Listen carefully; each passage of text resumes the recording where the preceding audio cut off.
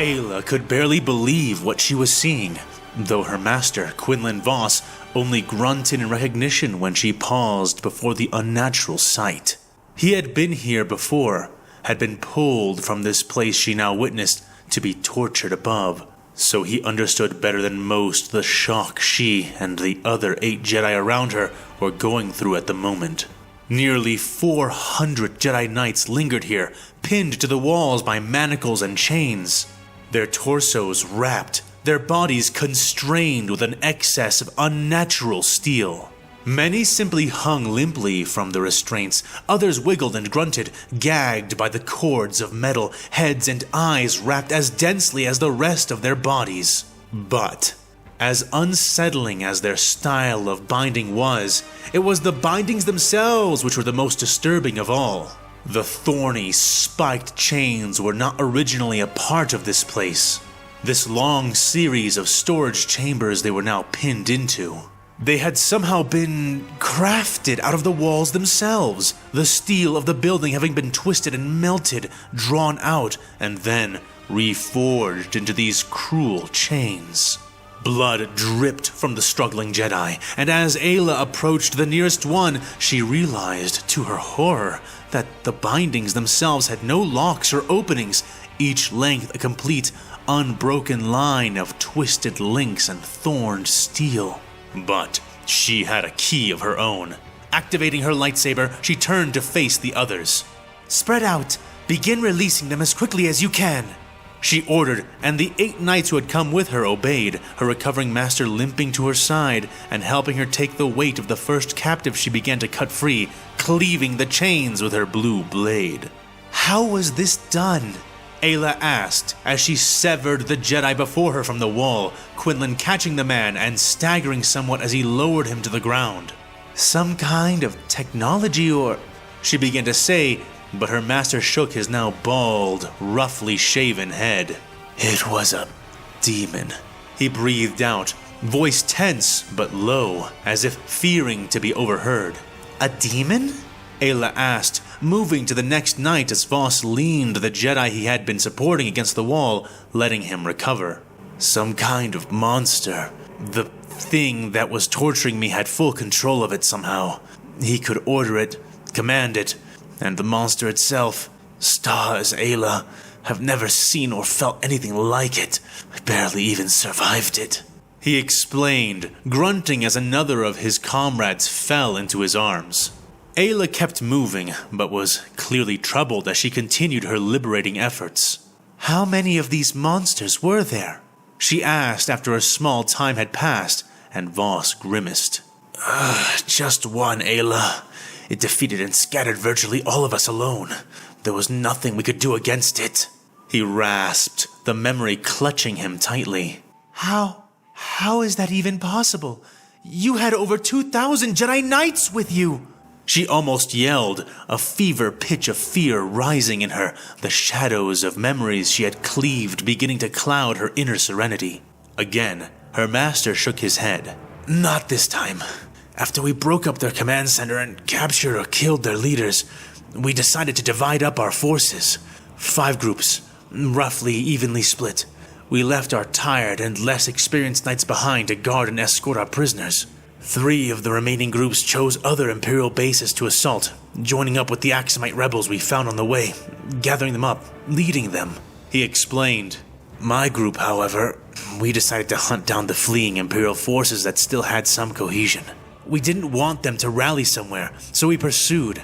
It was all working out just as planned, until—" he began to say.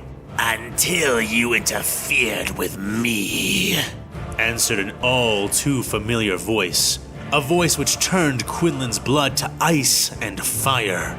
He spun, as did Ayla, and the other Jedi as well, looking back the way they came at the source of the strangely amplified sound. Standing there, at the top of the stairs, was a tall, slim, dark shape. The Inquisitor had come back. One of his legs was raised, his foot resting on a chest of some kind, black eyes glittering in the gloom. "Hello again, my dear," he hissed, the sound brushing over Ayla's ear cones as though being whispered into both sides of her head.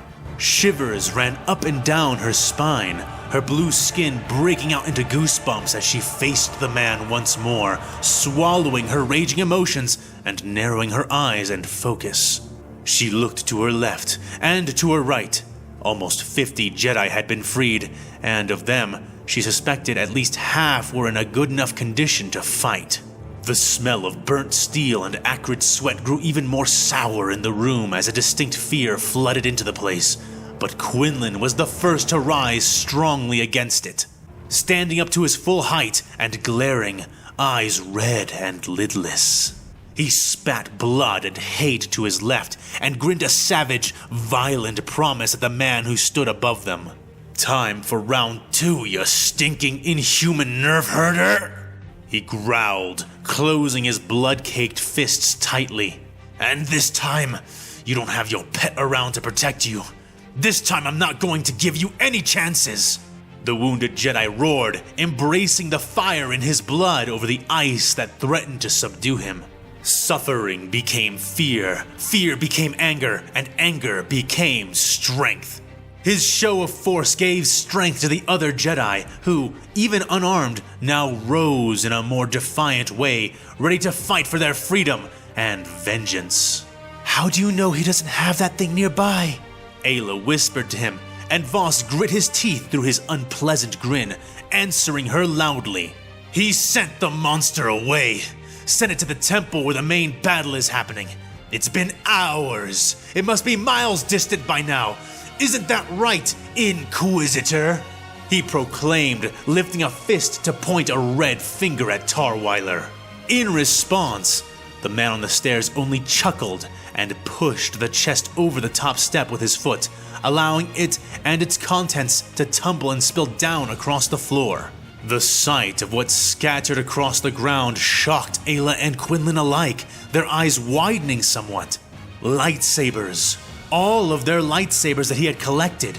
Voss wasted no time, whipping out his hand, the pile of sabers rustling and turning before his own weapon flew out from the collection. Soaring into Quinlan's open hand, his green blade activating and humming in the air. "Wait, Master, why is he—" Ayla began to question, suspecting a trap, but was cut off by the Inquisitor, who began to laugh. "Oh, my dear, do you really not trust me that much? After all, we were nearly through?" The dagger-toothed Imperial mocked from his position above them. "These are no trap. They are a gift, but not to you. They are a gift from me to me. You would not last nearly long enough for my purposes if you did not have your arms to fight with." The creature which called itself human explained to them. "Bantha Poodoo!" Voss spat angrily.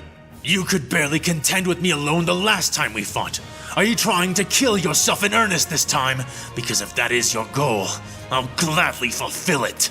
The enraged Jedi snarled, stepping into a Vapad stance, and then staggering, eyes widening as he realized something he had not noticed before about his injuries. The Inquisitor tutted and shook his head, his demeanor casual. As he did, the other Jedi began to call sabers into their own hands, taking their own if they could, but making do with any they could reach. "No warp eating for you this time, Master Voss. And besides, this time I will not be holding back either. You see, when you met me the first time, I was trying to remain unnoticed, undercover if you will. But now the cat is quite thoroughly out of the bag. There is no point in holding myself back. You can thank your impudent interference in my plans and your worthless display of mercy for that," mocked Tarweiler, his final words tinged with undeniable anger.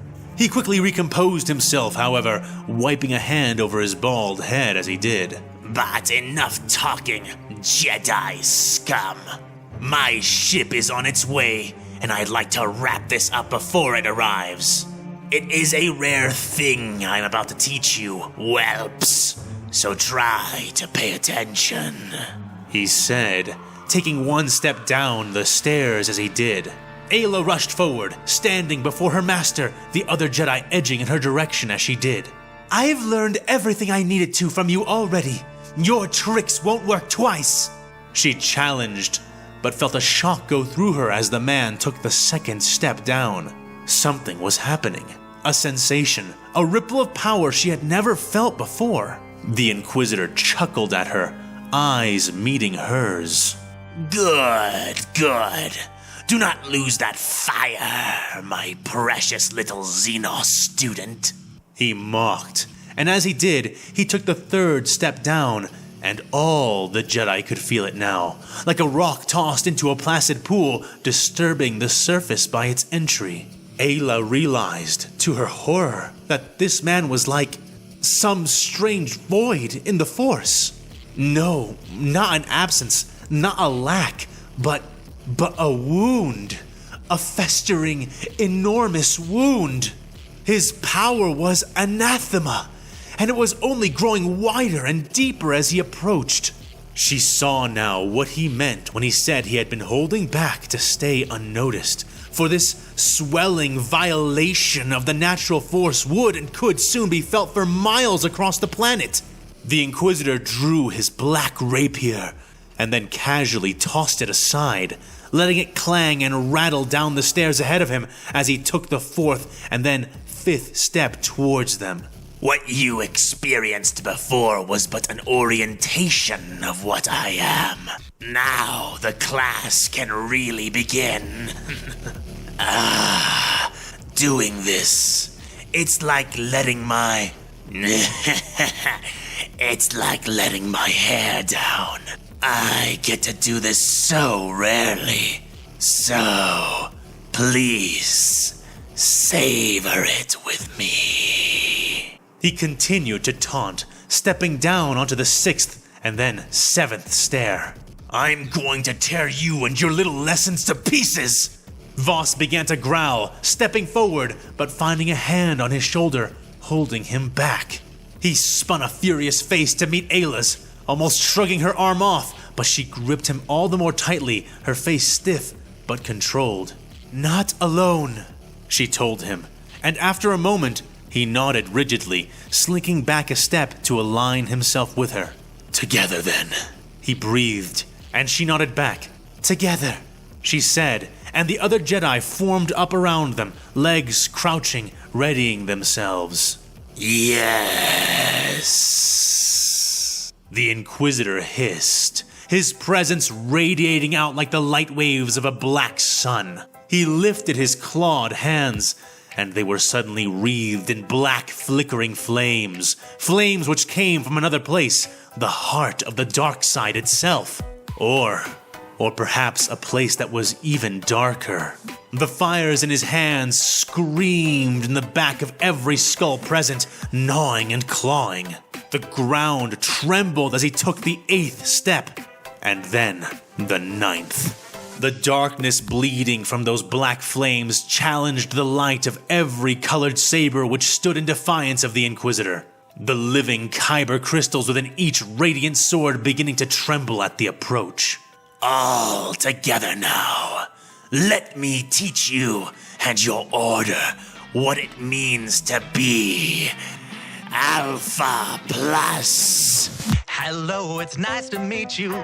Can you tell me where I am? I don't know how I got here, but I think I'm starting to understand. I don't belong among the angels, and maybe that's just fine with me. The things I did up there were high school, but now I'm going for my degree. Hey, sorry, but you just got in my way. I promise, honey, I can feel your pain, and maybe I enjoy it just a little bit. That makes me insane. Haven't been the same since I expired. Doesn't mean that I plan to retire. And now I have the power to bathe all of you in entertaining fire.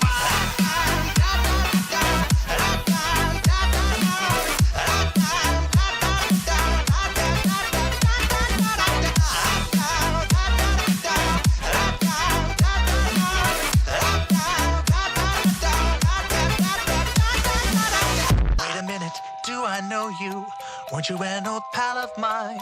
Departed from us far too early, but now we're meeting a second time. We used to have such fun together, and maybe you have what I need. But first I have one tiny question. Tell me, do you demons bleed? Hey, sorry, but you just got in my way. I promise, honey, I can feel your pain, and maybe I enjoy it just a little bit. Does that make me insane? Haven't been the same since I expired. Doesn't mean that I plan to retire. And now I have the power to bathe all of you in entertaining fire.